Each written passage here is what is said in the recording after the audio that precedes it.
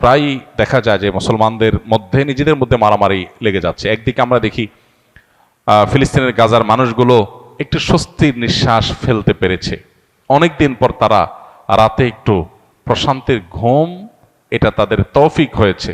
গোটা পৃথিবীর শান্তিকামী মানুষেরা এটাতে পরিতৃপ্ত।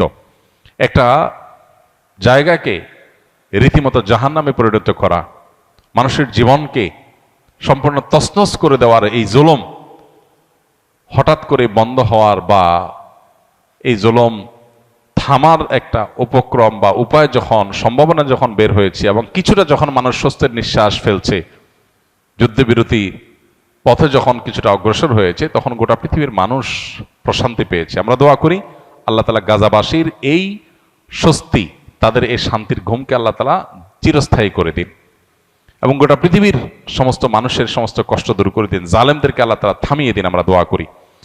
কিন্তু সেই সাথে এই যে দুটি মুসলিম দেশ তারা একে অন্যের উপর হামলা করেছে, এটাও দুর্ভাগ্যজনক। এটা বন্ধ হওয়া উচিত। আমরা মুসলিমদেরকে একজনকে অন্যজনের উপরে চড়াও করে দিয়েই ইসলাম এবং মুসলমানদের শত্রুরা তাদের টার্গেটগুলোকে পূরণ করছে। এটা দুর্ভাগ্যজনক বাস্তবতা। তাদের চাহিদা পূরণ করছে, তাদের লক্ষ্যগুলোকে পূরণ করছে মুসলমানদের মধ্যে ডিভাইড অ্যান্ড রোল গেম খেলে। অতএব এই উভয় প্রতিবেশী মুসলিম দেশ সর্বোচ্চ ধৈর্য এবং সবরের পরিচয় দেওয়া উচিত এবং সহিষ্ণুতার পরিচয় দেওয়া উচিত। আল্লাহ রাব্বুল আলামিন এই উত্তেজনা দূর করে দিন এবং মুসলিম মিল্লাতের জন্য ক্ষতিকর সমস্ত পদক্ষেপ থেকে সবাইকে বিরত থাকার তৌফিক দান করুন। আমরা যেহেতু প্রকৃতি ইস্যু জানি না কোন কারণে তারা হামলা চালিয়েছে, কি হয়েছে না হয়েছে, অতএব বিস্তারিত এটা সম্পর্কে মন্তব্য রাখা কঠিন। কিন্তু এটুকু ঠিক যে আমরা গোটা পৃথিবীর সমস্ত মুসলমানরা এক মুসলিম দেশ আরেক মুসলিম দেশের উপর হামলা চালাক বা হামলার পরিস্থিতি তৈরি হোক, এটা আমরা কেউ চাই না। এটা বন্ধ হোক, এটা একজন মুসলমান হিসেবে আমাকে চাইতে হবে, কারণ সমস্ত মুসলমানরা একটা দেহের মতো। অতএব এক অংশ আক্রান্ত হলে অন্য অংশ কষ্ট অনুভব করবে, আমরা সেই কষ্ট অনুভব করব। সেই জায়গা থেকে এটাকে অবশ্যই একজন মুসলমান হিসাবে আমরা বন্ধ হোক সেটা চাই। সিজদার আয়াত তেলাওয়াত করলে কেন সিজদা দেওয়া ওয়াজিব হয়? সিজদার আয়াত তেলাওয়াত করলে সিজদা কেন দেওয়া আবশ্যক হয়? কোরআনে কারীমের বেশ কয়েকটা সিজদার আয়াত আছে, আপনারা জানেন। কতগুলো সিজদার আয়াত আছে? 14টা। এই 14টা সিজদার আয়াত পুরো কোরআনে বিভিন্ন জায়গায় আছে, শেষের দিকে একটু বেশি, শুরুর দিকে একটু কম। এই সিজদার আয়াতগুলো তেলাওয়াত করলে আমরা সিজদা দেই কেন? এর উত্তর হলো, এই আয়াতগুলোতে হয়তো সিজদা দেওয়ার নির্দেশ আছে সরাসরি, তখন আমরা সেটাকে সাথে সাথে তামিল করার জন্য সিজদায় লুটিয়ে পড়ি। এটাই নবী সাল্লাল্লাহু আলাইহি ওয়াসাল্লাম আমল করেছেন, শিখিয়েছেন।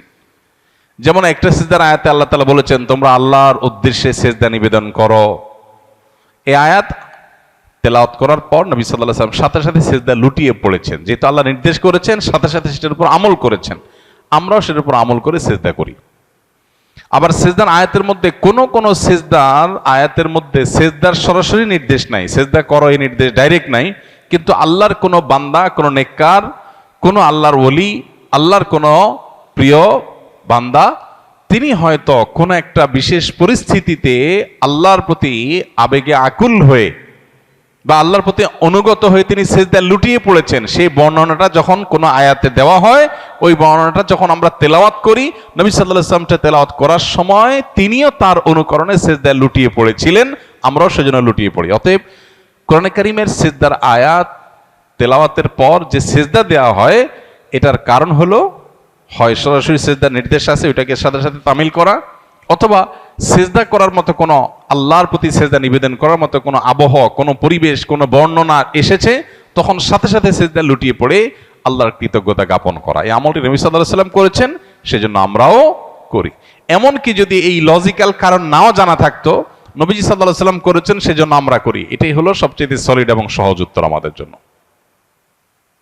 মানুষ হয় আল্লাহর গোলাম, না হলে নফসের গোলাম। যারা নফসের গোলাম তারা বিভিন্ন লজিক খোঁজে, তার নফস তাকে বিভিন্ন লজিক দিয়ে ঘুরে বেড়ায়। লজিক বলতে পৃথিবীতে আসলে কোনো কিছু নাই। আজকে যেটা লজিক্যাল, 100 বছর পর সেটা ইললজিক্যাল।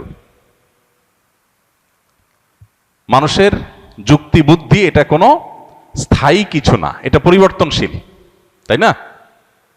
বিদ্যুৎ যখন আবিষ্কার হয় নাই, তখন ওয়ালে টিপ দিলে ওই দিকে লাইট জ্বলবে, এটা কি যৌক্তিক কথা ছিল যখন বিদ্যুৎ ছিল না পৃথিবীতে?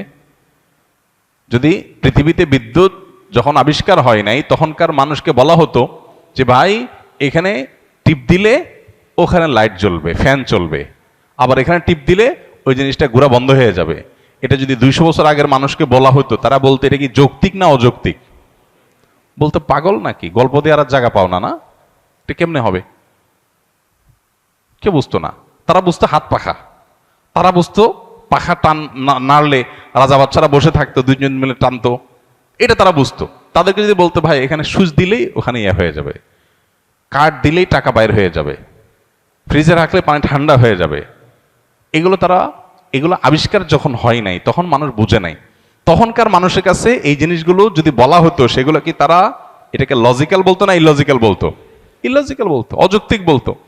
এখন যেটা আপনার বুঝে আসতেছে না ইসলামের, কেন বুঝে আসতেছে না? কারণ আল্লাহর টেকনোলজি আপনি ধরতে পারেন নাই, সেজন্য বুঝে আসতেছে না, আপনার কাছে ইলজিক্যাল মনে হচ্ছে।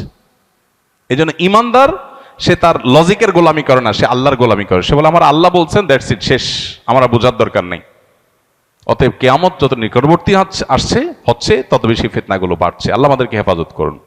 সম্প্রতি একজন আলেম রাসূল করিম সাল্লাল্লাহু আলাইহি সাল্লামকে সংবাদ বাহক বোঝাতে গিয়ে সাংবাদিকের সাথে তুলনা করেছেন। বিষয়টি কতটুকু যৌক্তিক বলে মনে করেন?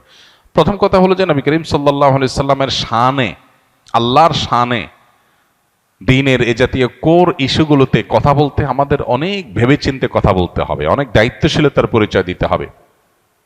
আমি যদি মনে হয় যে অতিরিক্ত কথা বলার কারণে, অতিরিক্ত চাপ নেওয়ার কারণে আমার দ্বারায় ভুল হওয়ার সম্ভাবনা অনেক বেশি, তাহলে সেই চাপ কমাতে হবে।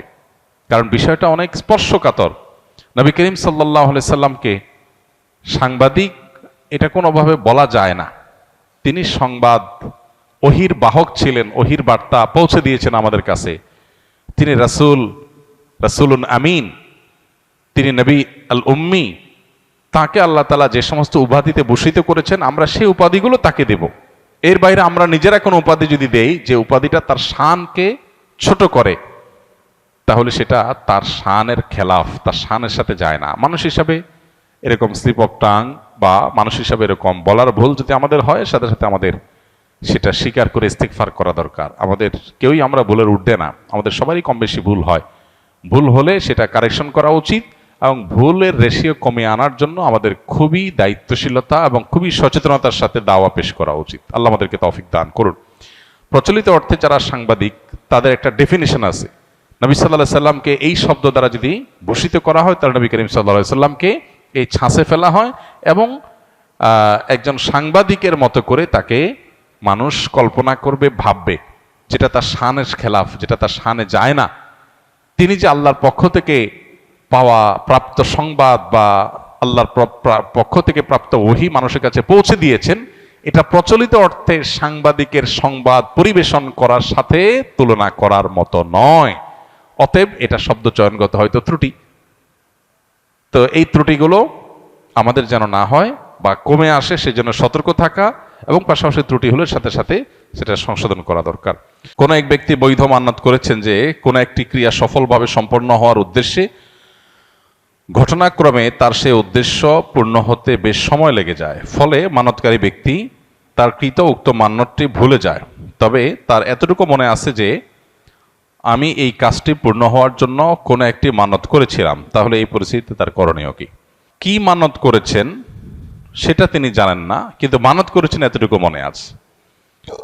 তো যদি যেই চাওয়া পূরণ হওয়ার ভিত্তিতে মানত করেছেন যে আল্লাহ আমার এই জিনিসটা হলে আমি এটা করব, ওইটা যদি পূরণ হয়ে যায় তাহলে তার মানত পুরা করতে হবে।